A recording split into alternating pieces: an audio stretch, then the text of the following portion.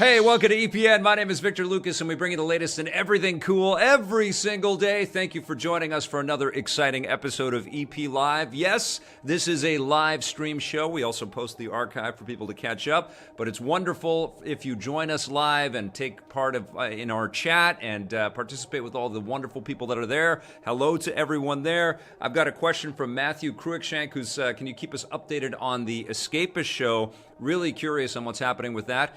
Pre-production planning has already started, and it looks like we're going to be shooting some stuff in mid-October. I don't know how the post-production is going to shape up, but this fall, you are going to be seeing some brand new episodes of the show, which I can't name yet, but soon. And it's an awesome name. I can't wait to share it. I'm so excited. This rundown is going out to Zenon174, who says simply, great job, Vic. Thank you so much. Here's your rundown. All right, we're going to get started, and the first thing that we're going to be doing is taking a look at this Captain Marvel trailer, which just dropped today. I have not seen it. This is going to be a live reaction. This is big news. Everybody's tweeting at me to check it out. I am stoked to see this. Let us see Brie Larson as Marvel's brand new superhero. Let's see. Whoa. Starts off with a bang. Blockbuster Video. Oh my God, it is the 90s. That is awesome. That's hilarious. I think there's one Blockbuster left. I know a renegade soldier when I see one. Samuel L. Jackson doing the narration. Never occurred to me that one might come from above.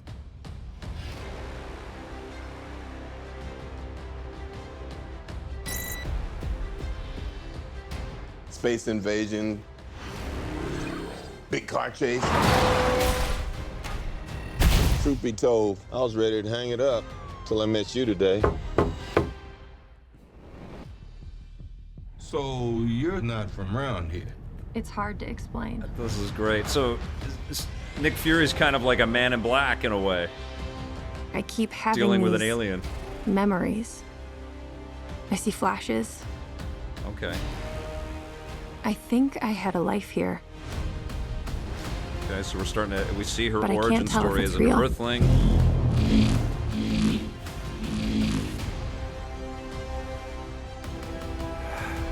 Oh my God, Jude Law's, I think he's the bad guy in this. We have no idea what threats are out there. We can't do this alone.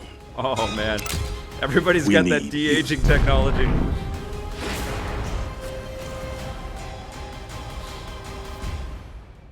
I'm not what you think I am. Oh man. Oh man, she looks powerful. March 2019. Oh my God. And then of course she's going to be in the new Avengers. That was phenomenal. I am very excited. Brie Larson is an incredible actor. She really is commanding on screen. Great casting decision there. I can't wait for this movie. It kind of feels like Green Lantern. I haven't really followed Captain Marvel in the books, so I don't know all of the storyline stuff. But to me, it looks like she's a test pilot, and she kind of gets chosen to be this warrior, and she joins up with these other people that have, abilities of some kind of echoes a lot of the Green Lantern origin story. I am so psyched, though, and of course she's going to kick some serious butt in Avengers Infinity War 2 or Avengers 4 or whatever they're going to call it.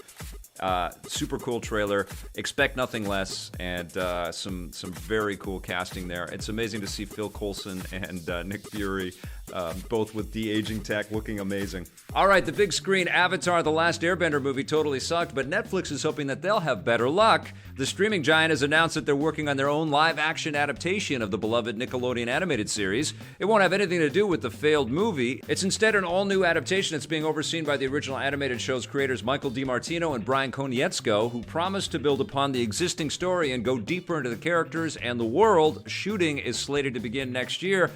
This is a very bold step for Netflix, who of course has to build up their own franchises now that Disney is going to be, surreptitiously taking a lot of their bigger titles and superhero stuff, and I'm sure Warner Brothers is planning the same thing too. So Netflix, we're going to see them take some pretty big forays into live-action anime adaptations and also comic book-sourced material. And I suspect that this is going to be a wonderful show, especially if the creators are involved and all of the new sort of current technology and all of Netflix's big budgets are involved with this thing. I think this is going to be a really, really fun show. I can't wait for that. Now, if NBA 2K19 isn't enough basketball for you, 2K Sports has another basketball game hitting the courts in a month. They've announced that the arcade-style NBA 2K Playgrounds 2 will hit consoles on October 16th. The game started life as NBA Playgrounds 2 and is a sequel to last year's NBA Playgrounds, but 2K swooped in to pick up the publishing rights earlier this year, adding 2K to the title. They also brought in main NBA 2K developer Visual Concepts to assist original developer Saber Interactive, so hopefully their basketball talents will help improve the game and make it better than the original, which received just mixed reviews. Another advantage of it being a 2K property is that the game now has access to many of the same basketball celebrities as the main NBA 2K games, including Michael Jordan, Kobe Bryant, and Kareem Abdul-Jabbar. I played a little bit of this at our trip to New York City to check out NBA 2K19. Now, this doesn't hold a candle to the NBA 2K19 experience, and truthfully, I think that this is something that maybe should be incorporated into future iterations of the 2K's, main series. It'd be great to have like an arcade big head basketball mode that's, just an offshoot of all of the sort of sim stuff that's already in the core NBA 2K game. That would be amazing. But I had a lot of fun playing this game. We were playing it on the Switch. It's a great Switch title. It's crazy that NBA Jam has had this long sort of absence, and Playgrounds 1 was actually kind of thrilling because it brought back a lot more of that accessibility in the basketball kind of space. Even though the game wasn't great, it just felt right. And presumably this one's going to have a lot more polish and a lot more fun, and just the fact that you can do some slams with Michael Jordan, that has got me excited. I'm looking forward to reviewing this, and fingers crossed that Visual Concepts had enough time to help tweak and tune and improve the gameplay. I did feel like the timing was a bit better when I did I played about three games of this thing with other players in multiplayer, and it was fun. And I was getting my butt kicked, too, by this one guy that was just obsessive about the NBA 2K main game, and he just knew how to do everything in this one. But I'm psyched. I can't wait, and I hope it's great. All right, now, if you are not tired of buying the same games over and over again, some of the best Sega classics are coming to the Switch. Sega has announced that the Sega Genesis Classics Collection, released earlier this year on the PlayStation 4 and the Xbox One, is coming to the new Nintendo system. Like before, it will offer 50 classic Genesis games, including Golden Axe, Streets of Rage, and of course, Sonic the Hedgehog. And best of all, the co-op titles will support local co-op with the detachable Joy-Con controllers. The collection doesn't have a precise release date yet, but will hit the Switch this winter. We'll have more Sega classic action with a closer look at Streets of Rage 4 later in the show. I am psyched to play these games on the Switch. I have them on the PlayStation 4, and they're sitting right there, and I want to go back to them, but of course it's the game avalanche of the fall season, so all the new titles are coming out, and I'm playing stuff that I'm going to review. But I love the Sega Genesis collection. I think it's fantastic.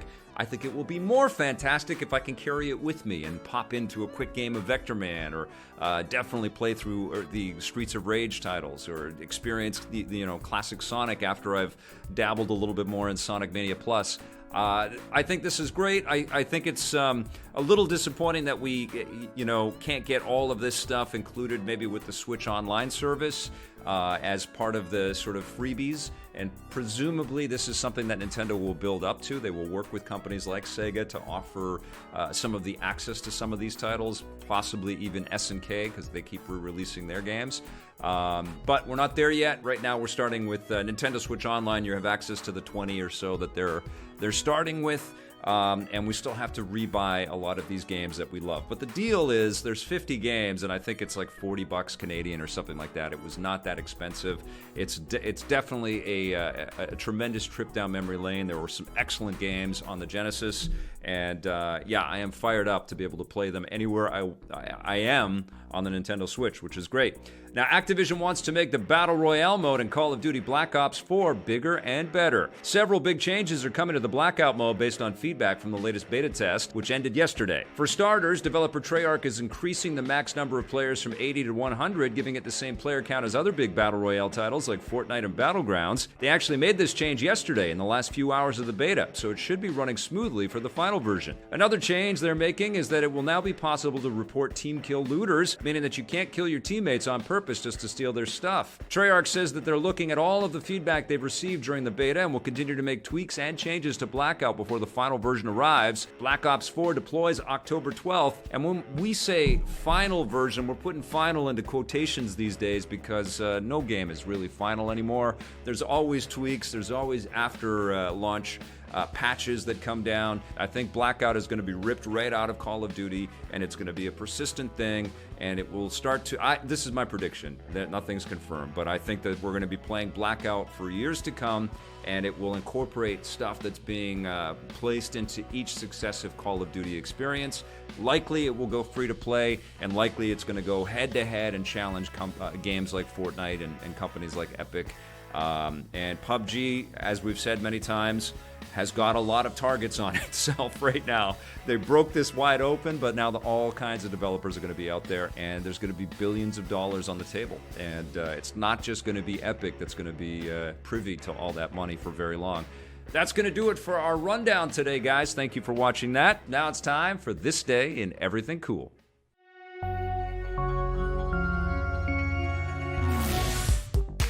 Welcome to This Day and Everything Cool for September 18th. On this day in 1998, audiences had a big reason to rush to theaters for a few hours. The action comedy Rush Hour hit theaters worldwide, starring Jackie Chan and Chris Tucker as a pair of police officers out to solve a kidnapping. Chris Tucker was already an established actor, and Jackie Chan had made a name for himself in the West, but Rush Hour propelled both of them to superstardom. Audiences loved their chemistry together on screen, and the film's mix of comedy and action, complete with Chan performing all of his own stunts, helped make it a hit all over the globe. Rush Hour was a smash commercial success, raking in $244 million worldwide, a huge number at the time, making it one of the biggest movies of the year. A sequel, Rush Hour 2, became an even bigger success. Because of the profitability of the franchise, it took more than 6 years of contract negotiations to get the third movie, Rush Hour 3, off of the ground, and it didn't arrive until 2007. There has since been endless talk of a fourth installment, although so far the project hasn't been given an official green light. I guess they don't want to rush. Jackie Chan and Chris Tucker, man, those are some good memories right there. How Rush Hour was amazing, and I liked Rush Hour 2. I can't remember Rush Hour 3. I think I've Men in Black wiped out Rush Hour 3 out of my mind. Listen, Capcom Vancouver news just hit just as we were going live.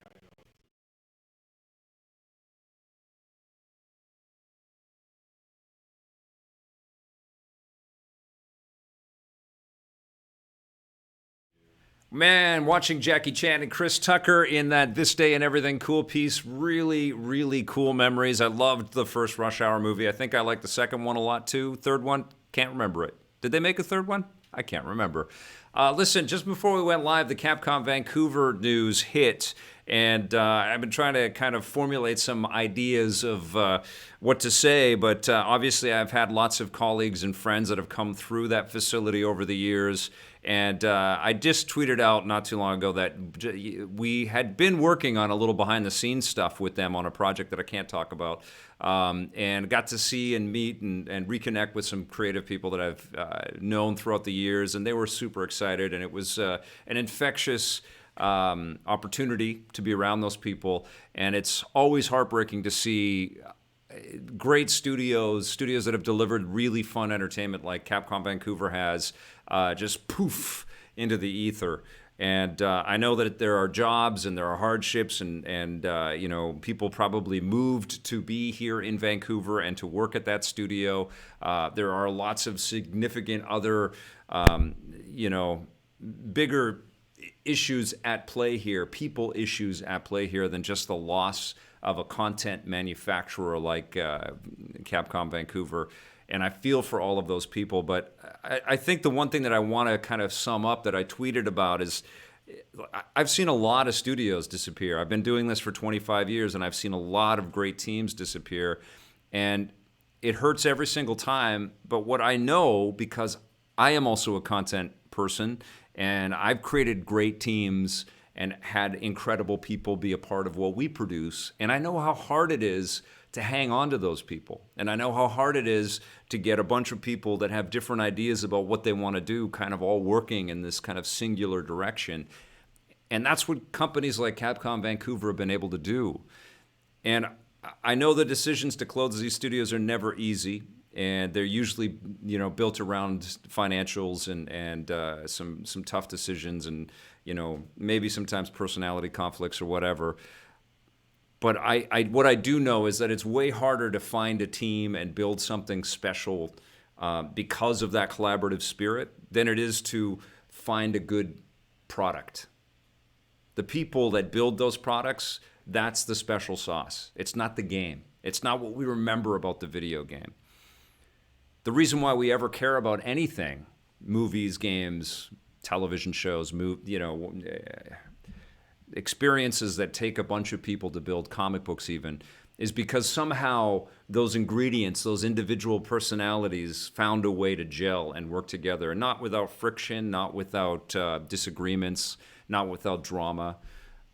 But it's really hard to find that, and I guess my message is out to the accountants and the bean counters and the marketing folks and the executives that retain their jobs after they close a development studio or some kind of content creative place where a lot of creative people come together, is not to just sort of throw up platitudes and not to just talk about how hard it is for them to make this decision, but to really kind of recognize their value, that cohesive value, that all of those disparate elements coming together to build something in one direction, what that really represents, And it's tragic, it's heartbreaking because, I know that the senior people that manage the business, that manage the financials of that corporation and the expenses and the dollars to kind of keep something in operation also, and work day to day with those creatives, they're the ones that get hit the hardest because they've got to see that all of that effort to find and hire and, sometimes transplant talent to come and work in a space, it just evaporates. And it just sucks. It just sucks. And I really hope that, especially in the AAA kind of space and development, that it gets easier for developers and people feel encouraged to take that risk and to make those moves and to join with companies. And they don't let things like this deter them from that, because honestly, I still feel this way. It's the great collectives, it's the teams that are sort of larger, I think, that are larger and focused in creativity that really kind of move the needle and sort of shake up what this medium can be about, because they have a lot of resources. And yes, they're big behemoths, and you can certainly make the analogy that they're giant freight trains or big ships that have a tough time changing course, but they have a lot of great things around them to be able to manufacture stuff that really makes a difference culturally. And it just breaks my heart when we see teams like Capcom Vancouver just go and disappear. Because even as good as what they've done, the games that they've made have been solid. We hadn't seen what that team was capable of, what that company was fully capable of. The potential was not fully realized, because every time these companies ship something, they learn a lot more, and they learn a lot more from their peers, and they just get better and better. And that's what breaks my heart the most. It's not so much what they have done disappearing, it's what they could have made with that support. So I understand business decisions. It's tough. But it sucks, and it certainly sucks for the Vancouver community. We've had a bunch of them just gouged. Radical gone, Capcom Vancouver gone, Black Box and United Front Games. Yeah, it hurts every single time. Propaganda. Brutal. All right, well, let's switch up the depression here a little bit, and let's move on to a review I recently shot for a Blu-ray I recently watched. It's called Tag.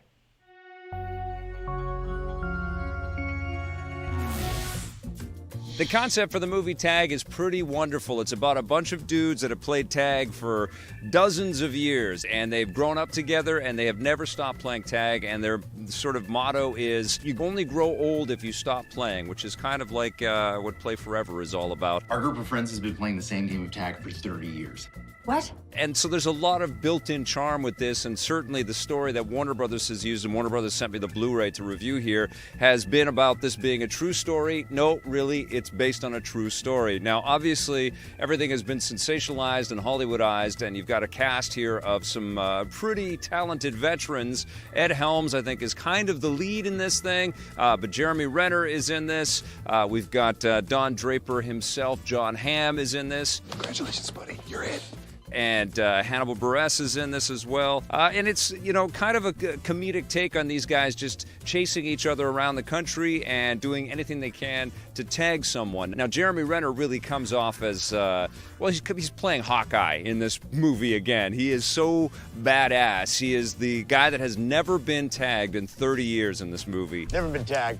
Just saying. And so he's got all of this sort of sixth sense ability about him, almost like a cross between a Jason Bourne and a Robert Downey Jr. Sherlock Holmes. He knows exactly where everybody's going to be before they're there, and he does all of these wicked moves to, place himself away from harm's way. And he has never been tagged the entire time. He's incredibly proud of it. He's incredibly arrogant about it. And he's also very smart. He concocts all of these different things using, people that dress like him and look like him, so body doubles. He's got traps set up for these guys. He's got a whole bunch of lies ready and waiting so that, there's nothing that they can do to get to him. And the setup is that they're all coming after him because he's about to get married. And so there's this cross-country trip, and they get to the location where Jeremy Renner is about to be betrothed, and they think they've got him, and they're going to do anything that they can to get him. And, it's really a collection of these little vignettes of these guys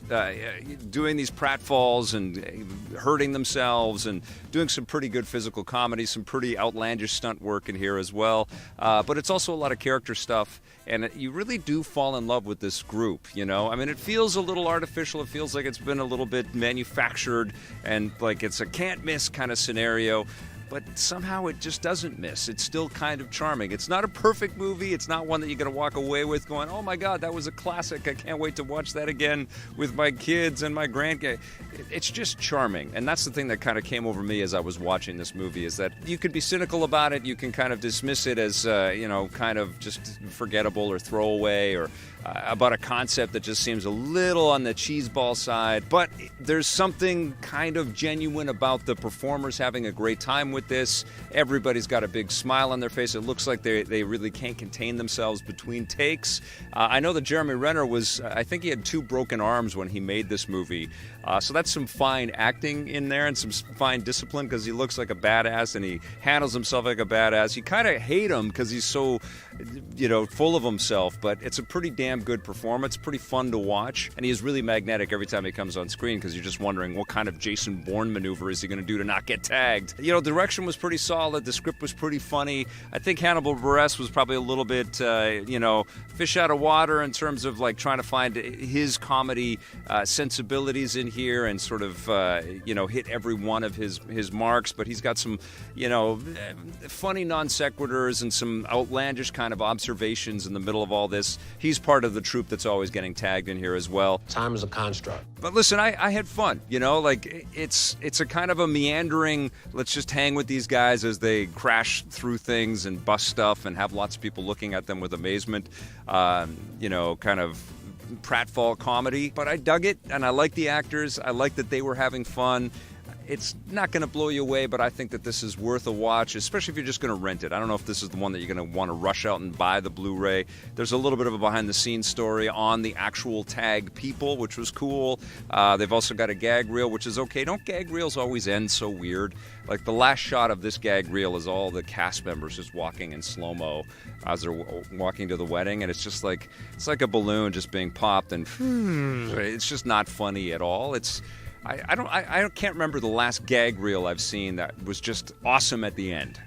Editors need to figure that one out. Anyways, the extra special features on this thing don't really make the Blu-ray that big of a deal. You may fall in love with this, but I do think it's worth the rental. I'm going to give Tag a 7 out of 10. Hey, I got something pretty cool I want to show you guys. Kyle Chenard, Mr. Precision, still the Twitter question of the day, champion of the world. Fantastic questions. We need to bring back Twitter question of the day. Maybe that's what we do next year when we don't have This Day and Everything Cool. What do you think, Blake? Yeah. Twitter question of the day back next year? What do you guys think? Should we do that? Let us know in the comments, in the chat. That would be great. And we've got Let's Play and chat coming up a little bit later in the show. But Mr. Precision tweeted his 8-Bit Beans EPN coffee, the Espresso Playground with his Mario Brothers coffee cup, which is just incredible. And he picked up that bag. I didn't sign it, Kyle. I should have signed that damn thing. But he picked up that bag live when we were at Fan Expo in Toronto, which was awesome. And I don't think I've said this on the show, but we left T-shirts with Brad Maven from 8-Bit Beans and Deadly Grounds. So they've got a Deadly Grounds facility, and I know that they're building an 8-Bit Beans shop as well. But we left T-shirts with the coffee, and he set them up in his store. And you can, if you're in the Ontario, they're in Cordis, Ontario, and if you're in that area, you can actually pick up a bag of the coffee, and you can pick up a T-shirt if you want to, when you're out there. But I encourage you, even if you don't pick up anything of our stuff, just go out and see those folks and check out their coffee. It was delicious. We had tons. We were in too much coffee, right, Blake? Too much coffee.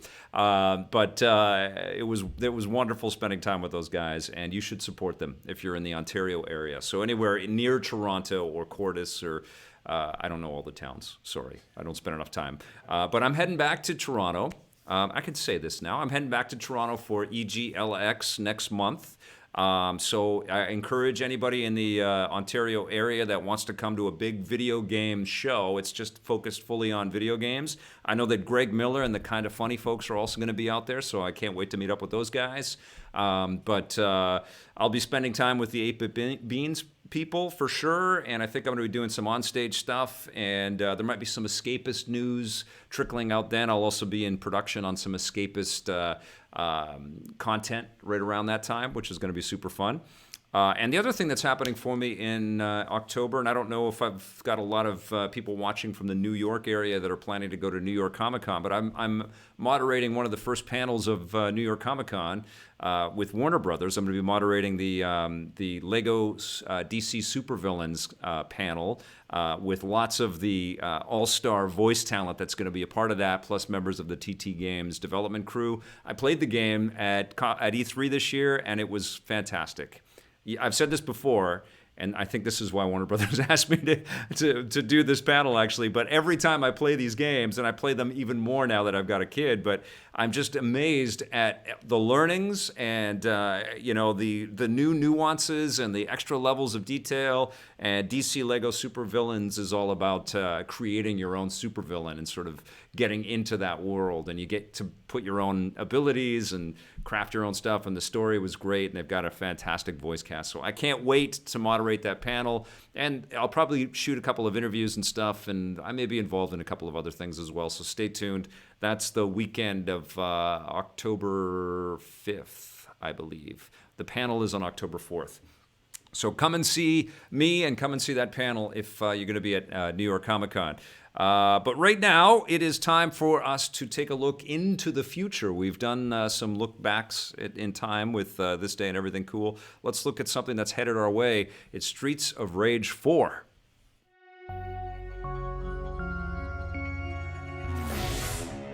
There comes a time in the game industry when we are lucky enough to see the revival of some of our favorite franchises. I'm here with Ben Fiquet when we were talking all about Streets of Rage 4. It's been 24 years since we've seen this title come back. Yeah. Why now, Ben? Why is it the right time for Streets of Rage 4 to come back? It's been long enough, I think. It's been long enough. And as fans of the game, we wanted to make this license live again. And since we had a good track record with Sega, Dotemu has been like publishing games from a Japanese publisher as well, it was just a natural fit that we went to them with a presentation for making a sequel to Street of Rage, and they went for it. And we couldn't be more happy because like it's a dream come true. I was a teenager when I was playing Street of Rage 2 and 3, and now you're like able to work on the proper sequel. It's amazing. Like, it's a teenager wet dream, basically. I love it. Teenager's wet dream. Yeah. When you're a teenager and you say to yourself, I'm gonna make a fighting game when I'm older, but it's something that never like materialized, but somehow I did. So yeah. I mean, I love that, you have that passion and drive for it. But, the sad thing is it isn't the 90s anymore, right? Like, the beat-em-ups are not, a genre we see anymore. Yeah, there's few games that have been released. It's like a niche market, but it needs to come back really.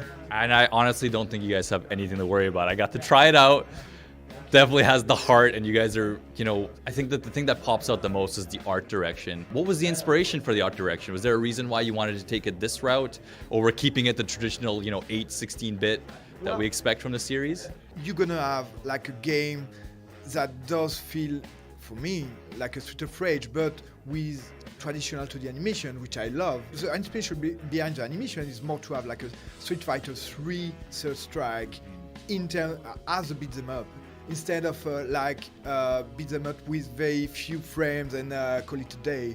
But I hope people are gonna see that it's like an improvement, and we're gonna try to satisfy everyone, and also at the same time it's a new thing.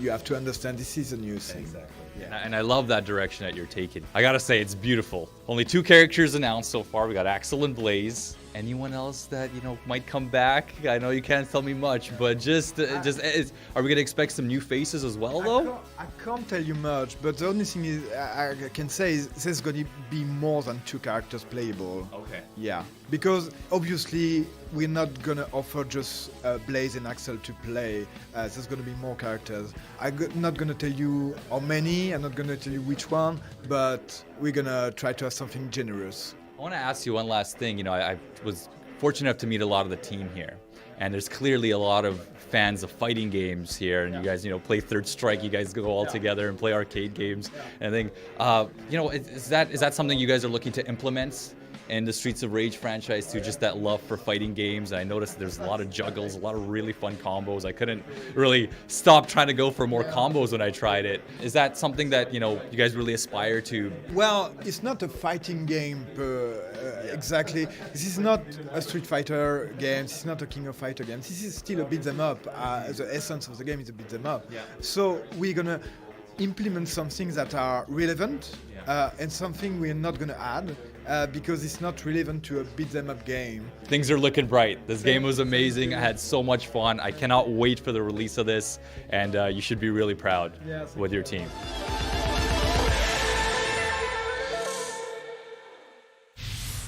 Oh my God, I can't wait for Streets of Rage 4, and wasn't it wonderful to have Bear on the show? He went to PAX for us, and thank you so much, Bear. That was a terrific interview. You are very good at this. We miss you very much. Hope you were having fun with Destination BC. But Bear is still a part of the EPN family, as is evident there. So every once in a while, he will appear on our programming, and we will try to incorporate him as much as we possibly can because he's wonderful. But right now, it is time to look back in the past once again with a brand new buried treasure.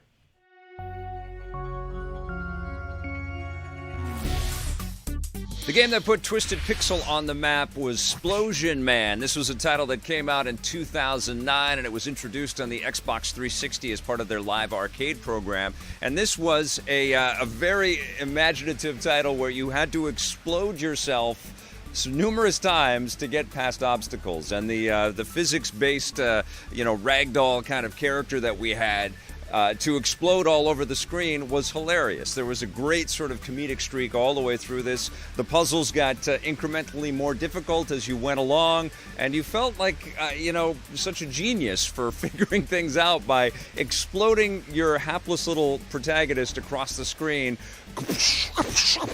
It was really funny and really clever. Lots of little, homages to the studio and little surprises that you would unlock and uncover as you went along the way. Of course, this was followed up by Ms. Splosion Man, and they also did Comic Jumper, and they've got a VR title. I mean, they've worked on some pretty clever titles over the years, but I think Splosion Man really stands tall. It was really cool, and I believe that this is one of those titles that you can't find everywhere. And I also think that this is one of those games that you should be able to. I think Splosion Man should be on all the platforms. It would make a great Switch title. I don't know if Twisted Pixel is working on any kinds of ports or anything like that. They should bring both Splosion Man and Ms. Splosion Man everywhere. But this is absolutely a buried treasure. It's so funny. I find myself reading some of the chat stuff. How you doing, a Fat Chimp and Abby Jameson and Sam I Am 111 and the VR Grid. And I type stuff, and then Blake says, "You're back." So I'm back. Hello. It's time for Let's Play and Chat. And I just typed in, you guys ready for some Diablo-like action on the Nintendo Switch? This is a game called Victor Vran, so it has my name in it. So right away, I paid attention to that, and I thought, let's give this a shot. I've heard some good things. Let's play some Victor Vran and get into it. My buddy Blake Siefkin is going to come and join us, and you know the deal. It's Let's Play and Chat. If you've got a comment or a question, help us out by going all caps for some of it at least, so it pops out on the screen a little bit, and we will do our best to address your concerns here. But we're not the complaint department. Did you kill the music? I did kill the music. Let's jump into this. Victor Vran. Let's go. Just gotta make sure it sounds okay. Okay, cool. Good to see everybody. Bubble Buster is here. We've got. I friended you up on PlayStation yesterday, VR Grid, and I'm going to be putting on the headset. I've got 3 VR games that I'm going to be playing on PSVR this week. I've been playing a lot of Valkyria Chronicles 4. It's a massive game. I've been having a blast with it, though. Spoiler alert. Paul Adamson, the 12-year-old Sega fanboy inside of me, is very happy about that. Okay, yeah, we had the Sega Classics, Genesis Classics news for the Genesis, as well as Streets of Rage 4. Hi, everyone. Okay. I don't know what Victor Vran is. I don't really care. Are you related? Let's jump right in. I don't know what he does, but I think he's going to kill some demons and ghouls. Vic, you scared a couple people earlier. You said when This Day and Everything Cool is done, and people are like, "Oh, are you canceling it? We're not going to do it next year because we'll have done every day." Yeah. We will revisit This Day and Everything Cool maybe again in, I don't know, 2021 or something, or 2020, but... yeah, when enough cool things have happened. Yeah, or we want to sort of relook at dates or something like that. Yeah. One thing that we did do, and people probably noticed, is we used to do more stories, but it started to get pretty cumbersome with the amount of editing that we had to do, and you guys know how much content we've been making. So maybe that will be one of the things that we do... down the road, is add some more stories to some days or something like that. But yeah, I think we'll come up with some other daily video thing that we will put together in 2019. We've got a few months of This Day and Everything Cool, though. We want to have a nice, complete, year-long This Day and Everything Cool set ready to go, so we can, put that into future episodes or whatever. Something faint. Okay, a couple of people have been talking about Laurel and Hardy. Yeah. What is Laurel and Hardy, Vic? That's another trailer. I guess the Laurel and Hardy movie. I think Steve Coogan's in that. Who else is in that movie? Isn't it Yanny and Hardy? Yanny? Who's, like, Yanny the singer? Remember the Laurel Yanny thing, Vic, from like 3 months ago? No. That was a meme. No. Where it was like the dress thing where some people heard Laurel. It was an audio recording. Oh, okay. Some people heard Laurel, some people heard Yanny. No, I don't follow trends. Okay. Yeah. I've done the same thing for 25 years. Okay, so it's a biopic. I'm stubborn. It's a biopic about Laurel and Hardy. Oh, cool. Yes. Okay. I mean, I've heard of Laurel and Hardy, the comedians. I've been on this earth for a little while, and I can tell you that I used to watch Laurel, and not in the theater, okay, so like cool your jets. Used to go down to the Nickelodeon. No, and, I used to pay my nickel, and I'd watch 5 movies. Yeah, and go down to the soda fountain. They used to play Laurel and Hardy shorts on TV all the time when we had like 10 channels or something like that. And I used to love them. They were timeless. They were fantastic. It's amazing how we just cannot watch black and white stuff anymore. You know, there's some beautiful, beautiful artistic creations that were in black and white. And when I was a kid, I really appreciated them and could still, love them. One of my favorite movies of all time, not black and white, but but it still remains one of my favorite movies of all time, is Singing in the Rain. Just because it's a wonderful movie. It's not just the singing and dancing. It's just a great, funny, cool movie with stellar performances. And it has nothing to do. My love for it has not altered one bit by its age, But I feel like we, more than ever, live in this disposable world, and we just throw stuff away. But Laurel and Hardy were geniuses. Let me know if the audio is still too loud. I don't know. I'm stuck behind this trash. I don't know what I do. Weak spider hatchling. I don't know where I go. I lowered the audio, but let me know if it's still too loud. This stuff, like, nothing drives me crazier than like artificial blocks that I have no idea where I can go, or at least it's not invisible walls. Okay, so it's a maze. I can only go this way. Got you. Vic, Bubble Buster has a question. Bubble Buster, go for it. What games do you expect to be heavily discounted this Black Friday? Every game. I don't know if you guys go to the digital store sales. I check them out all the time. I think that we should maybe start producing a little bit of content around that, because the sale prices...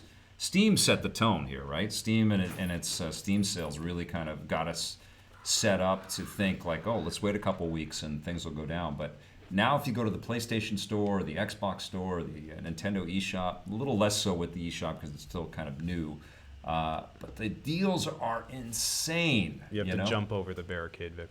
Jump? Yes. See, Okay. it's a thing. But I can't jump over this. Is that the barricade you're supposed to jump over? I don't know. It pops up over here. Maybe this way? No, can't do it there. What's up that street? Okay. Sorry, somebody in the chat said that. But for Black Friday, the sales are going to be crazy. Every single game is going to be on sale, including brand new games. It's getting hyper competitive. And honestly, in terms of price, okay, I could jump over it. In terms of price for value, sort of like the jump-in price, speaking of jumping, it's never been better in games because it's so hyper competitive. And so it doesn't take long for every game to go on sale, What I hope happens is that limited edition Spider-Man PlayStation 4, which I think is one of the best looking consoles ever. I've already noticed that it's on eBay. You with your Spider-Man PS4. Yeah, but it's already on eBay for twice the price. So I hope Sony is making a lot more of those, because that is the ultimate, Christmas console, I think, Yeah. at least this year. And I hope that there's a lot more of those. But even things like that, if they make more of them, presumably they'll go on sale. The VR grid. Sorry, were you done? Well, I would say, you done talking? Are you done talking, Vic? Come on. I would say if you are hesitating on purchasing something in the game space right now because you're waiting for those sales, you're going to be rewarded. Yeah, Black Friday, everything's on sale. So. Everything, man. The VR Grid had a question. What was it? What kind of desk mic do you use? And I'm hesitant to answer it because it has the word Yeti in the title. Oh yeah, today's and a big I Yeti promised day. I wasn't going to say the words Toad or Yeti today. Don't Google them. Don't Google Toad or Yeti, people. Whatever you do. We're using the Yeti Blue mics, the Blue Mic Pro, I think, and we have better ones, but they're way more finicky. They're kind of styled after old tube amplifier, and they actually have a separate amplifier, and we use those for voiceover and stuff, but they're a lot more finicky for this kind of application, and these are pretty versatile because you can plug them in through the USB. So they're not perfect, but they're not bad. There's still a little too much echo in the studio and stuff, but we can live with it, and I like how plug and play they are, right? I wish they were more like one directional. Yeah. They didn't pick up as much stuff. Yes. Yeah.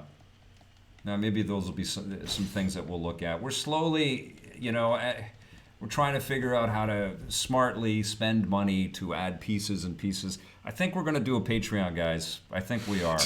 I've been hesitant on doing it, but I feel like, I mean, you guys can let me know in the chats or the comments afterwards. But I feel like you guys wouldn't mind if we got some more money so we could invest in some more stuff and some more people, and I would like to do that. So I think we've got a good format, and we should build on it, but we need support in order to do that.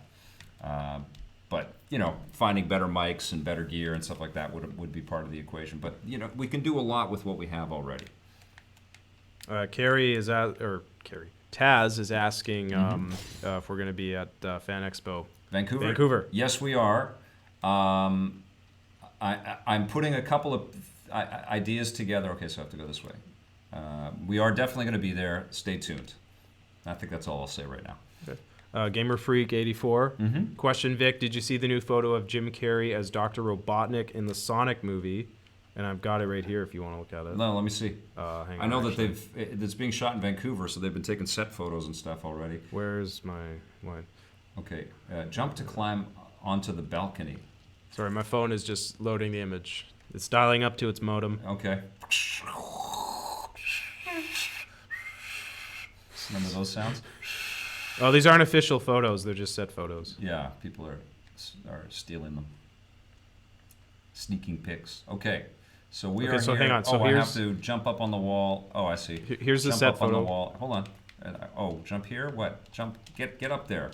There You got a it is. Ninja Gaiden up there. Okay, Vic. all Okay, right. here, look at the Sonic photos. Vic. Okay. So that's James Marsden. Okay. He's like a cop or something. Okay. And then Jim Carrey. I don't know where Jim. Oh, there's Jim Carrey. He just looks like Jim Carrey. Okay. Yeah. So All right. okay, now we've seen it. So what are Okay. your thoughts, Vic? It looks like very rough behind the scenes stuff. Yep. There'll probably be lots of CG added later. Hello. Where are they filming this? Because this is Vancouver, right? Ladysmith. Yeah. Oh, they're shooting on the island. Are they shooting in Ladysmith? Well, I saw Ladysmith Trading. Oh wow, cool. Yeah, charming town of Ladysmith. So yeah, that's on Sweet. Vancouver Island. Ladysmith has a really nice coffee shop I went to with my mother a few years ago. I think somebody has joined my game. Oh yeah? Somebody just jumped right in. Oh, actually, no, they couldn't because I wouldn't be able to hear them unless we were on the Nintendo Switch app. Has anybody got Switch Online going yet? Have they opened that up? Today's the day. People are telling you to read the text on the screen. I know. Reach the entrance to Castle Zora. Okay. Zagor. So I have a countdown, 3 seconds. Sam IM111 question: have you found any solution for backing up the old EPN tapes to digital via crowdfunding? No. No. It's a lot of work. We haven't done it yet. No, and I need to dedicate some time in a day to putting that plan together and putting the. There's a lot coming out and happening. That is precisely the challenge. If we're going to be able to make content, we have to focus on what content we're going to make. That is exactly the challenge. I mean, I've got some rough ideas in my head. I just have to put it all down on paper. Jason Mann, this game is called Victor Vran. Yes. It's been out on the PC for several years, and it just came out on the Switch, so we're playing it. Fall and keep. Let's go. Enter. Vic, do you think that the people who made this game have played Diablo? Yeah. Do you think they've heard of Diablo? Is there a human alive that hasn't played Diablo? I don't know. I can't be sure, but I'm getting kind of a Diablo vibe from the look of this game. Oh, watch out, Hunter. Those dummies look. Taz, question: any news for EP Posse coordinated multiplayer? Is that a thing we were gonna do? Yeah, I think we absolutely should do that. Should we do a Patreon for that one too? No, we should. What we should do is get on the Discord and decide what game it's going to be. I'll take some suggestions right now. What should we do? What game? I mean, it sounds like if we're going to do that, it needs to be a battle royale. If we're going to put like 20 or 30 of us into something, right? That'd be great. Or 100 of us. What other game could we do? What was that massive action game? Remember that? Wait. Meg. I don't think anybody's got Meg going, and I don't think those servers are going. How long did that game last? Okay, like so 2 weeks? I have to kill the dummies? I've just killed those, like, spiders. It's trying to teach you how to do something. Okay, attack the Hit dummies. the dummies with using... special attacks. Okay. So you got to. So you've done 1 of 2. So it's trying to make sure you know how to do your special attacks. There you go. Okay. Da-da-da. And then what? The door's gonna magically open? Probably, yeah. It's so how video games work, Vic. Okay. Now I have healing. Okay. Jordan Cunningham. Hey Vic, what is your favorite Spider-Man animated series? My fave is the 1994 series. I can't answer that question. Mine's the one with Kevin Conroy and Mark Hamill as the Joker. Yeah, I mean, I've checked out a few, but I'm certainly not a like watched every episode kind of guy. There's lots of episodes of Batman animated stuff that I haven't seen yet either. Watched all the Batman animated, but there's like Beware the Batman and The Batman. There's lots of good ones. Comment Nintendo from Adrian Leon. Comment Nintendo will be running a maintenance at 5 p.m. to 8 p.m. Pacific to update the Switch to 6.0 first. Then Nintendo Switch Online service will be up and running. Gotcha. So tonight. That's when all the free games and stuff. We will all be playing NES games tonight. Yes. Very cool. Even though I could easily play them on my NES 3DS or my NES Classic or any number of other systems that I bought them for over the years. Okay, what do we do here? The yellow bar next to your health is fill called your overdrive bar. Okay. And use the demon power. Attack the dummies to build up your overdrive. Like honestly. Okay, so you're overdriving your overdrive. Now use it on the dummies. Okay, don't. A demon? Oh, I used it wrong. Okay. No, see now it says use what you've learned. So now use that stuff on these monsters. Don't put dummies after you've already beat up enemies. Come on. Like seriously. Yeah, that's kind of a bad idea, stupid. right? Start with this. Yeah, because you've already fought real things, right? Like we would put up with this at the beginning, but after you've started to kill enemies, you don't throw dummies in there to train you again. Destroy the box. Okay, that'll be exciting. Woo! Okay, here we go. Oh, well, I must be in another dungeon. Okay, so I got my overkill attacks. Okay. Okay. Abby Jamison has a nice comment for me. Graphics aren't great, but I mentioned Meg earlier. Mm-hmm. Abby Jamison is saying, yeah, you should play Lawbreakers. Because yeah. Lawbreakers just went offline today. The servers were shut down. Oh man, Poor Cliffy talking B. about companies going under. Poor Cliffy B. Oh man, it's heartbreaking. Sorry I got so real with the Capcom Vancouver talk earlier in the show. Tiago Santos has a question. Yes. Did you play the older Tomb Raider games, and don't you think they were more challenging than the new ones? They were challenging. I'll tell you what I thought about the older Tomb Raider games. Okay, the first one was incredible because of how innovative it was, how much it sort of represented a fresh take on the action-adventure stuff, and the Indiana Jones stuff. Okay, so we've got the vicious shotgun. Okay, what am I doing here? I'm going to put that in? Okay, so I got a shotgun. Okay. Oh, this is cool. This is making me think of Blackthorn. Test your new shotgun and its special attacks on the dummies. I remember arguing with Tommy about this on old classic reviews, is they used kind of tank-style controls where you actually had to kind of turn your character with the digital thumb pad of the PlayStation 1 controller, and it was so clunky and it was so grid-based. I remember that. Yeah, so it was very hard to control, especially in the aftermath and the influence of Super Mario 64, which had the precision of an analog thumbstick and a smart camera, and it just felt like the harder you pressed in any direction, there was kind of a rounded, organic kind of vibe to the way Mario ran, as opposed to the way that Lara Croft controlled. So that's what made it more difficult. And of course, the modern Tomb Raiders are all analog controls with analog cameras, and you have a lot more finesse over what you can do. And it's also been, years and years and years of, data-driven design to kind of sharpen the pencil so it appeals to the widest demographic. The games of the 80s and 90s and early 2000s were much more.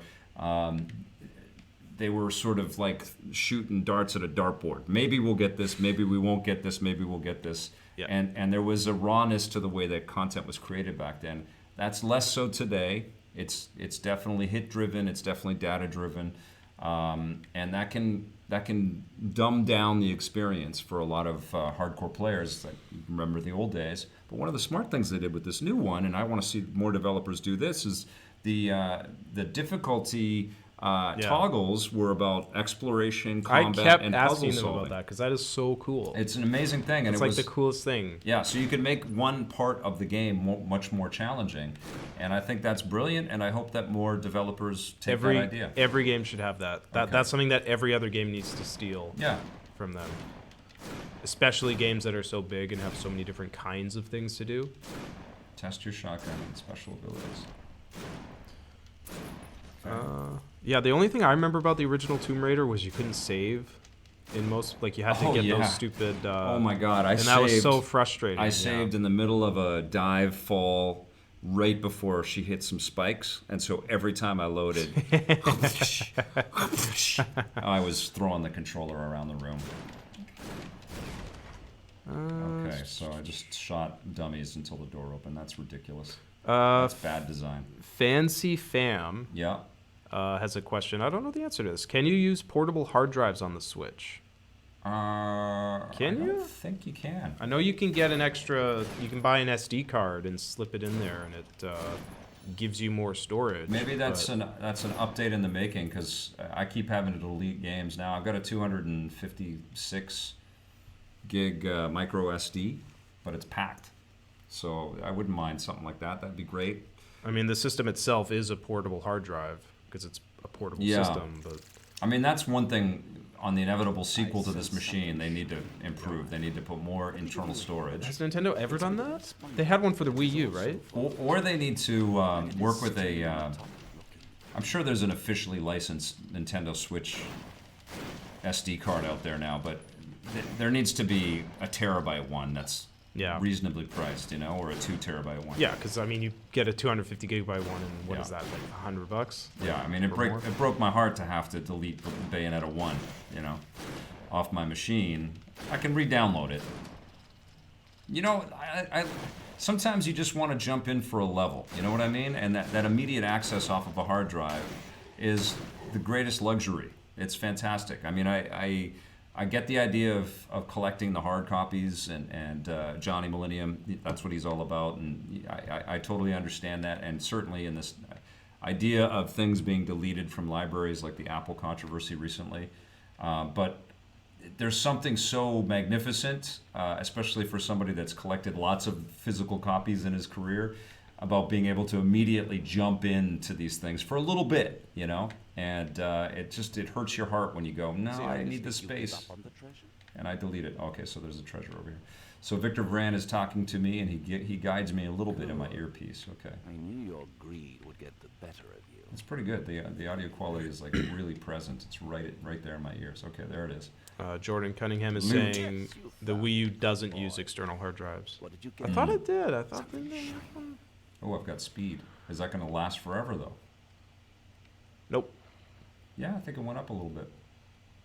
But I don't see the blue trail behind you. It just showed me. But I don't see a countdown timer or anything.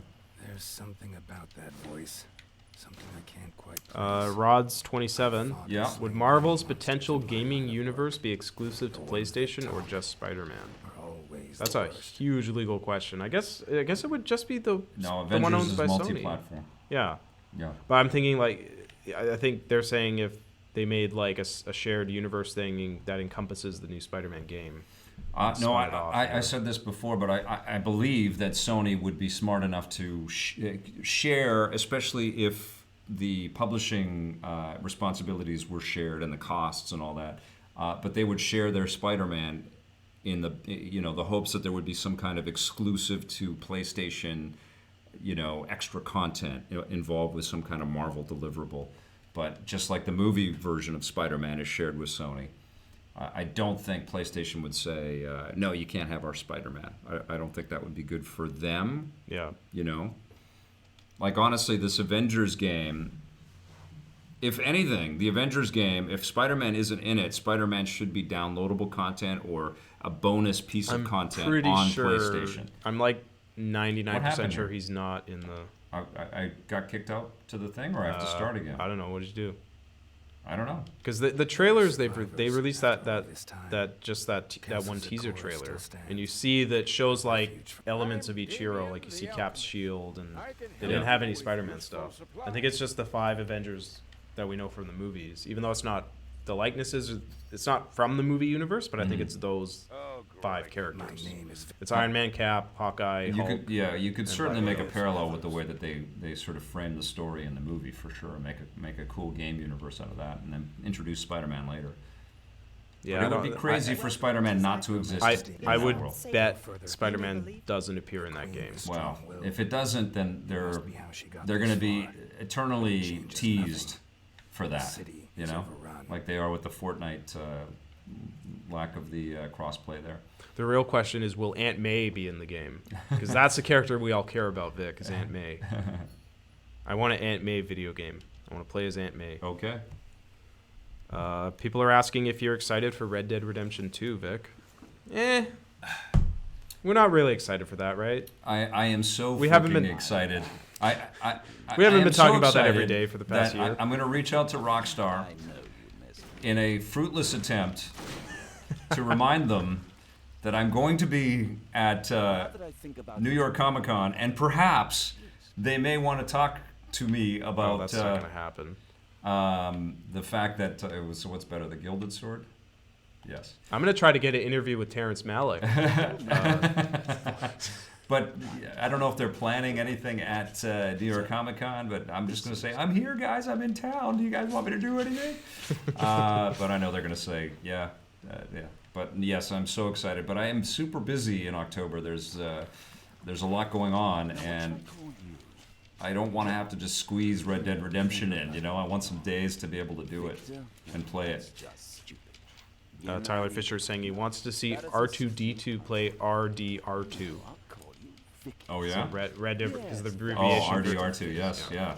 Yeah, I want to see R2D2 do anything. It'd be nice if R2D2 did stuff. R2D2 Let's Plays. It'd be nice if the new Star Wars movies had R2D2 doing stuff in them. That'd be great. That'd be great. This character we all love, maybe we should use him. That's one of my greatest fears as we, progress towards the singularity. Is the idea that and so much data-driven design out there and stuff around analytics is kind of, the way that games get developed. It's going to be robots making games for robots. And they'll be about humans.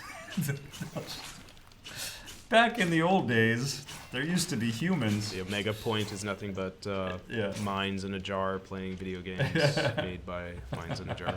These games make robots smarter. They are about a terribly old life form called humans. People are kind of arguing because this is a problem with the last game too, is that Red Dead Redemption 2, because it's set in the Old West, it's not going to have the same appeal as Grand Theft Auto because you can't drive cars, there's not a lot of fast shooting guns. Sure, yeah. It's a more slow-paced experience. Well, we kind of said the same thing about Sea of Thieves. Yeah. There were inherent limitations to what was going to be in that content just by the fact that they chose it to be pirates. Yeah. You can't. You're not going to get in a jetpack and drive around. Yeah. Yeah, there's something to be said about, present day or future sort of leaning content out there. You have a lot more freedom. And you can throw in pirates too. You can make it space pirates or even modern day pirates. I mean, the thing is, pirates. But the thing they is, should make a cosplay video game. A good. Well, they had that costume quest. Yeah. It's kind of the same thing. Rockstar is a good game designer knows how to make a concept interesting and fun, even if work with the limitations of it. Totally. So it'll be good. Rockstar's made a few good games. They know what they're doing. Yes, I do believe so. Is this just like all you're doing in the game is just killing spiders? So far, it's grinding. Is this all you're doing? So it's nothing like Diablo. Not at all. Yes. It's very easy to play. I'm going to switch back to the shotgun. This should be easier. I should be able to... where is my shotgun? People are asking when. Consumables, powers. Oh, there's a wanted. A bounty Highlanders outfit. Okay. People are Do I have asking. this? Sorry. Okay, go ahead. People are asking when the trailer for the new Avengers movie will drop. Oh, it'll probably be with Captain Marvel. Well, no, they'd have to have it before then because that's only 2 months. Like there has to be a trailer at the end of this year. Oh right? yeah, it is. It's in May, right? Yeah, I'm looking at the big Disney movies this year. There's the Mary Poppins movie. Okay. The Wreck-It Ralph 2. That's when it'll be. Yeah. Yeah. There'll probably be Wreck-It Ralph 2. Has a Big Hero 6 sequel been announced yet?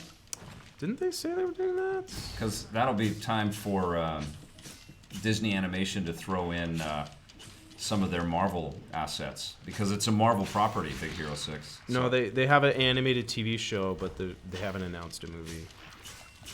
Oh, come on.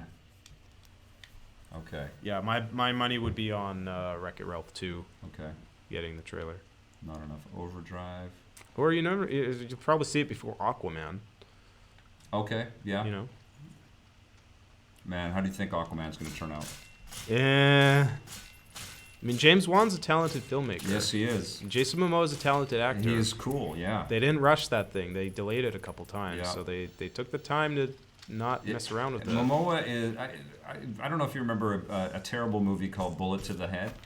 I do remember that movie. It was terrible. It's terrible. But was he in that? He was in it, and he was so much more interesting just to... everything about his performance and his character than anything Sylvester Stallone was putting on screen. But you could tell that Stallone kind of limited what the guy got to say. Was Jason Momoa the bad guy in that? I think so. Yeah. And he was fantastic. Right. You I know? can't remember. There's a...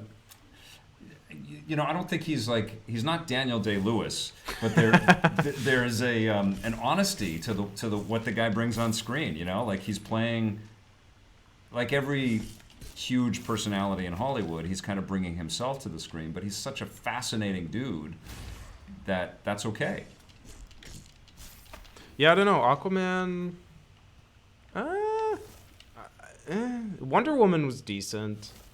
I feel like I don't know. Justice League was so terrible, and Batman v Superman and Suicide Squad were terrible. Justice League was not terrible. Yes, it was. No, it was not. It was an enjoyable experience for you because you love those characters. I do, yes. And I'm not saying that's invalid, but Yeah. it is not a good movie. It was a mess of a movie, but it's terrible. There was a lot of fun stuff in that. Yes, but that doesn't make it a good movie. I literally got chills through some of those scenes. Watching it the second time. Because you love those characters. Yes. And I'm not saying that's wrong. Yes. I love shitty Star Trek movies Yes. because I love those characters, Yes. but they're still shitty movies. Yes. Okay. Justice League is a All shitty right. movie. We will meet in the middle. So I gave it an 8.5, I think, when I watched it on 4K Way too again, high. which is high. That is a broken movie. And I knew that. So, and you would probably give it a 6. I would give it a 3. Okay, a 3. 3 or maybe Wow. a 4. Okay, so we're probably a realistic score for that film is like a 6.5. No. Or something. Yeah. God, no. I think so. That's a broken movie. 6.5. I mean, it worked. It was just the dumb CG villain, and but the actors were okay, and But the it's just action was watching it, cool, you and can Cavill tell was actually great in that. the movie. plot didn't make any sense. You could tell that it was just kludged together from 5 different screenplays and 2 different directors, and most of them are. yeah, but most movies don't feel that way. You look at Infinity War, right? Yeah. Infinity War shouldn't have worked, and it works so well. That was amazing. That was incredible, and it was all about. I mean, that is that honestly deserves so much recognition for the Oscars. But here's the thing, Vic. Every movie should be movie to make, every and they did movie that costs $250 million should be as good as Infinity War. Right.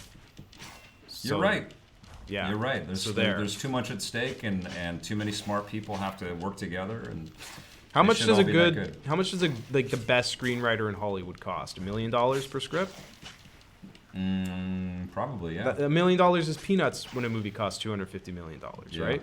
Hire a good screenwriter, craft a script, and worry about the special effects and stuff later. I would probably hazard a guess that one of the things that derails that is not so much that initial script is bad, it's that every thumbprint afterwards sort of homogenizes it,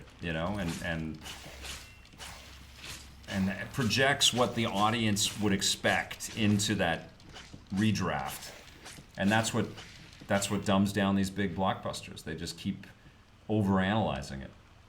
You know, there was an artistic kind of sort of truth to the way that they portrayed Thanos and his obsession that made Infinity War just feel so different, you know? Yeah, because with that movie you can tell that... And much better than even like Guardians of the Galaxy, where like the Ronan the Accuser was just so bland, you know? Yeah. Like he was easily outclassed by the ferocity of the Guardians. He did not pose a threat. With Infinity War, I think the reason that works is you can tell that the Russo brothers, Kevin Feige, and the screenwriters, so like that's 5 or 6 people, they were like the singular creative voice on that movie. It's not like there's one person, but it's a small group of people that's directing thousands.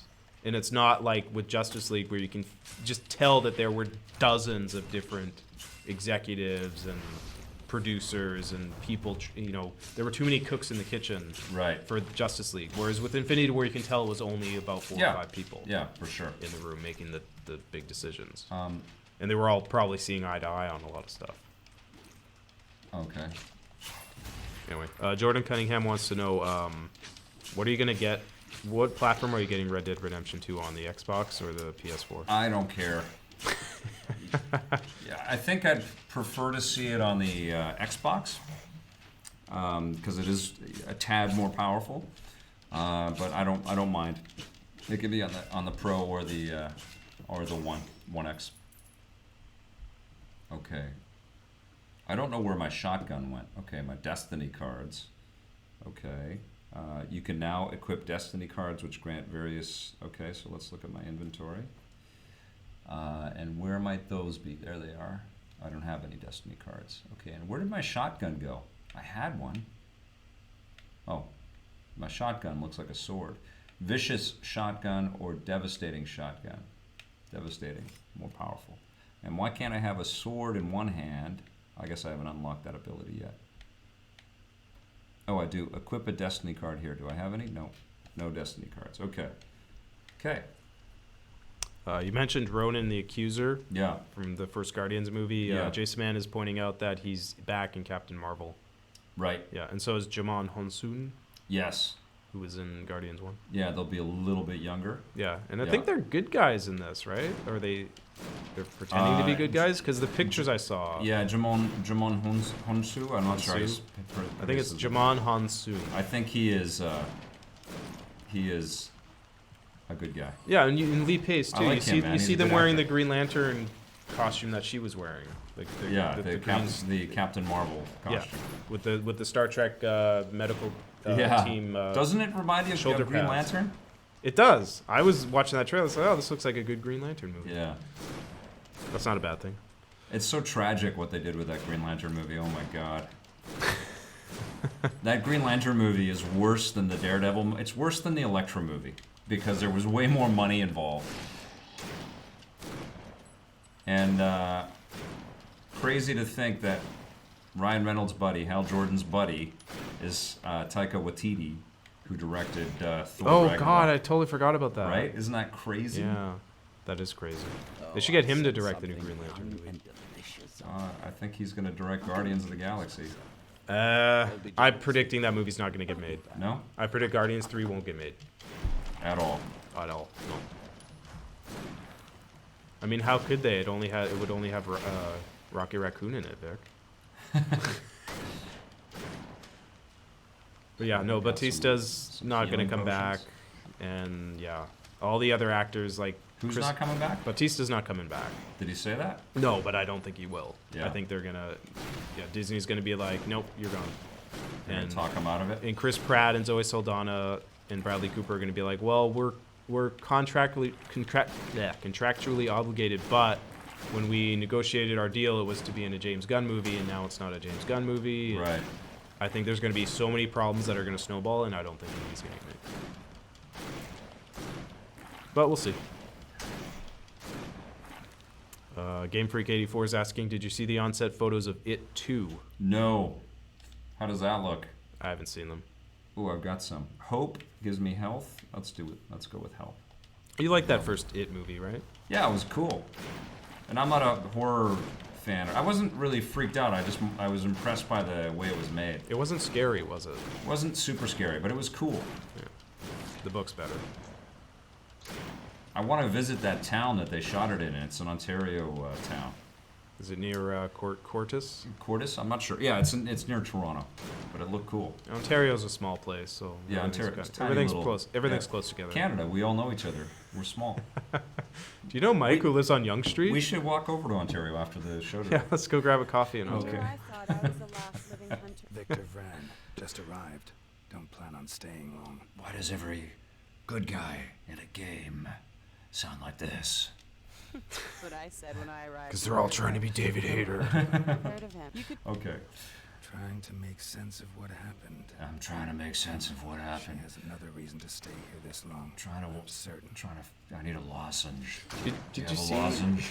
Did you see that Variety did a big cover, or not a cover story, but a big on their front page story where they interviewed Elias Tefexis Yeah. about Assassin's Creed Odyssey. That's pretty awesome. Cool. Variety has been doing a lot of game stuff lately. Well, they hired Brian Crescente, who was one of the founding people of Polygon. Yeah. of Polygon, but before that Kotaku, and he has a long career in traditional journalism. He's kind of contentious. He's pissed off some people along the way. I still remember Jeff Brown, one of the ex-PR leads and marketing leads at EA, just yelling at Brian in front of all the journalists that were at an EA event one day because of a story that Kotaku had run. And that was something to see. But Brian's a pro, and honestly, there is so much exciting development in the video game space that it would be foolish for companies like Variety or The Hollywood Reporter not to be doing a lot more game content like that. I have what might be a contentious comment from Tyler Fisher. Oh, what's he got to say? I just honestly feel that people bandwagon behind Marvel because they have to be cool. Marvel just has never found their films to be A+, or he's never found Marvel's films to be A+. Yeah, I mean, I think that's all about that comment that you were making about my enjoyment of Justice League. I think it's about those characters. If you connect with those characters, nope, that's not why. You think the movies are better. The movies are excellent. I didn't give a shit about Captain America before Winter Soldier. Yeah. And I hated the first Captain America. Yeah. Winter Soldier is an A+ film. Yeah, that is an excellent film. Yeah. Infinity War. I didn't know anything about Thanos. Yeah. Infinity War is an A+ film. It's an excellent film. Yeah. Marvel makes consistently good movies. Objectively, they are better movies. They are better movies. Yes, they for are sure. better made. They are better. They have more concise stories. A singular I can vision. fully understand people that just freaking love the characters on the DC side. Yeah, no, I love Batman. I think Batman's great. Yeah, but it doesn't stop me from recognizing that the movies aren't good. But there isn't a homogeny to the Marvel formula. Yeah. And you can see it, and you've commented on that. But there's also the same thing with DC. It's just homogeneously bad. Yes. But what I would say about Marvel is even if, and I don't think that this is the be-all and end-all on scores at all, but or the way that criticism should be sort of levied towards artistic work. But if you look at the Rotten Tomatoes or Metacritic scores around the way that most critics have been reviewing the Marvel movies, not only are they objectively higher than the DC stuff, but they're kind of higher than any other franchise IP, period, which is the real Marvel of the Marvel experience. Because they make such good movies. They're better than they're the best. Quality bar has never been accomplished by anything. Not James Bond, not by Harry Potter. Yeah. But I can fully. I mean, there's been 20 movies in 10 years. I can fully see people's exhaustion with that universe. Sure, but the thing with the Marvel movies is I don't have that, though. They're the best AAA popcorn action movies out there. Ever. I don't know if ever, but I right think, now, definitely. Consistently ever. Like, there's never been 20 movies in any franchise that have been at that. No, that's true. Well, there's never been 20 movies in any franchise until now, except for maybe James Bond, but that took 50 years. There's 24 James Bond movies. Yeah, and that took 60 years. Yeah.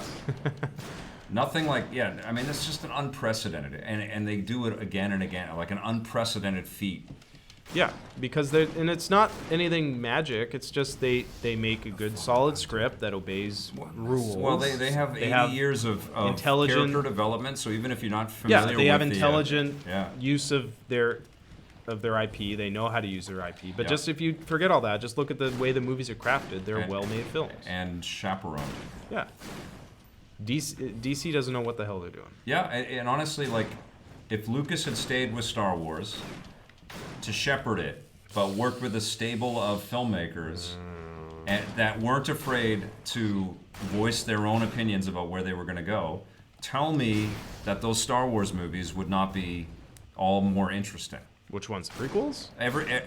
Well, the prequels, he was on his own, and that was the problem. There was everybody was a yes man, and everybody just agreed with George, and you can see that they didn't really agree with him, but they just said whatever they had to say to stay employed.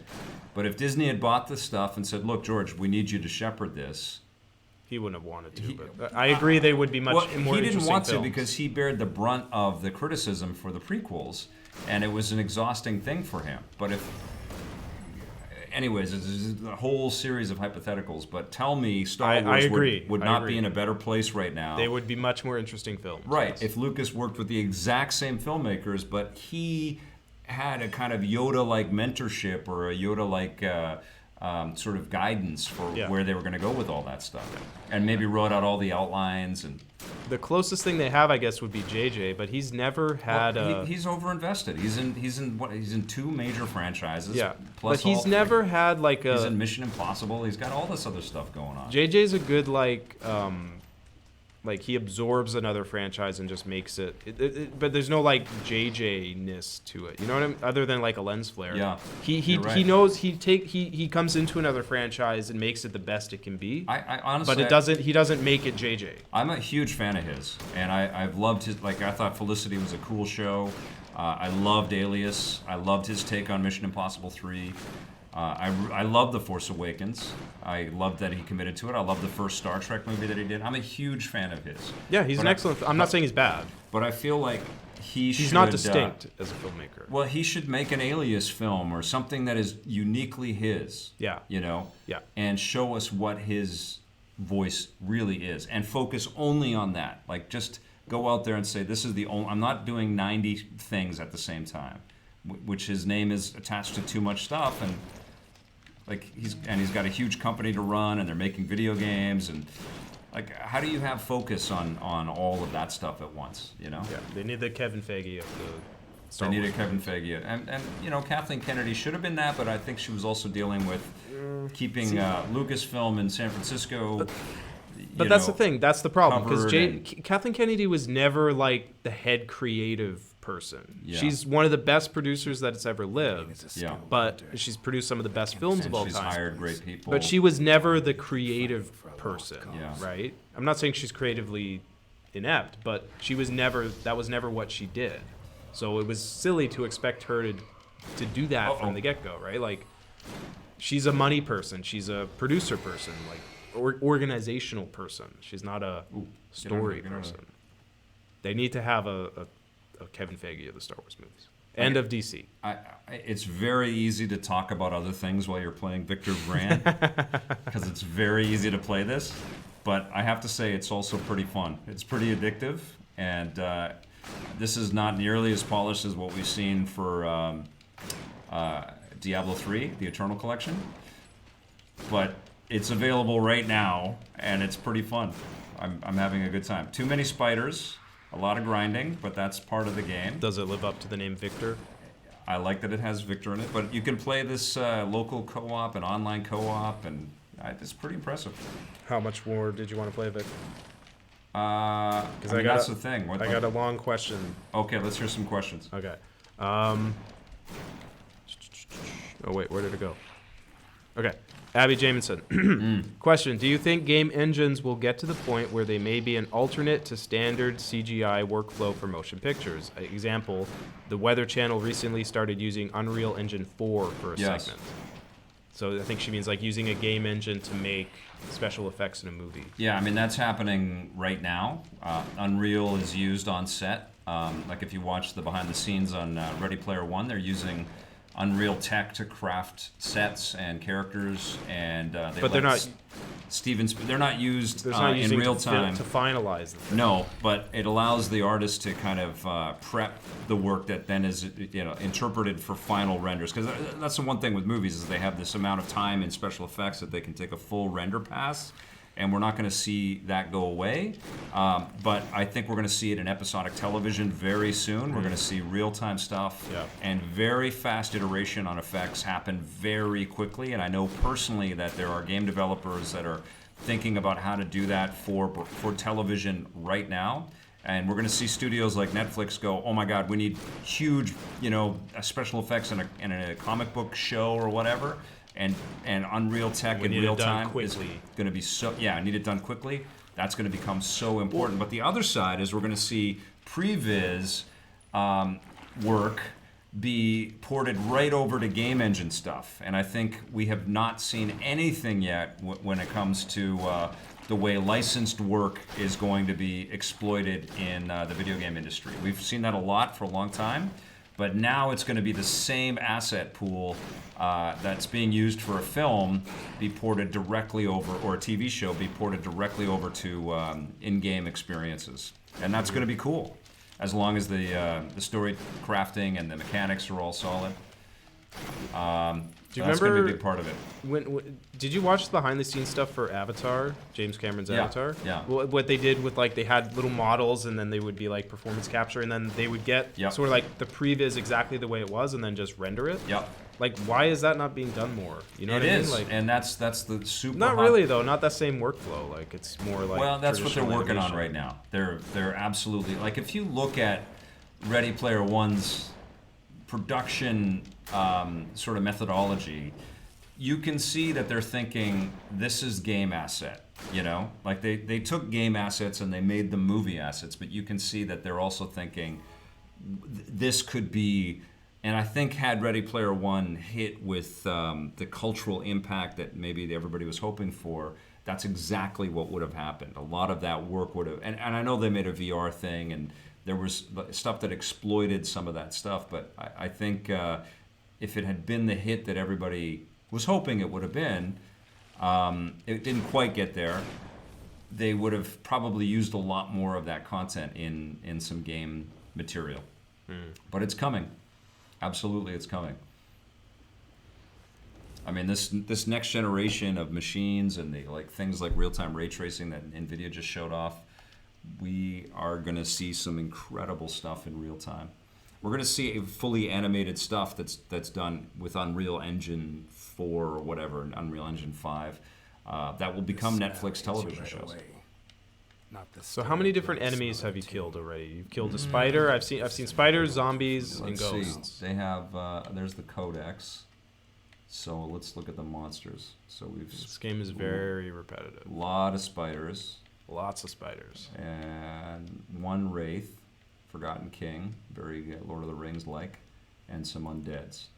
Okay, I had I had a skeleton and a flaming skeleton. The smell of rotting flesh. Okay.